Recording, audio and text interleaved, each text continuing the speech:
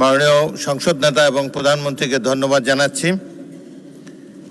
মাননীয় সংসদ সদস্যবৃন্দ, গত 12ই মার্চ 2026 খ্রিস্টাব্দ গণপ্রজাতন্ত্রী বাংলাদেশের মহামান্য রাষ্ট্রপতি জাতীয় সংসদে ভাষণ প্রদান করেন।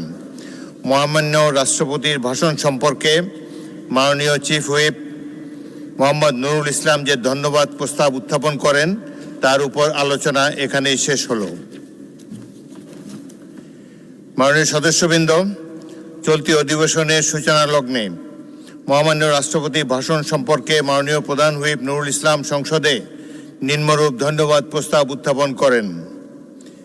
বাংলাদেশ জাতীয় সংসদের এই অধিবেশনে সমবেত সদস্যবৃন্দ মহামান্য রাষ্ট্রপতি মোহাম্মদ শাহাবুদ্দিন কর্তৃক 2026 খ্রিস্টাব্দের 12ই মার্চ সংসদে প্রদত্ত তার ভাষণের জন্য আন্তরিক ধন্যবাদ জ্ঞাপন করিতেছেন। মাননীয় সদস্যবৃন্দ, উত্থাপিত ধন্যবাদ প্রস্তাবের উপর কোনো সংশোধনী নোটিশ পাওয়া যায়নি।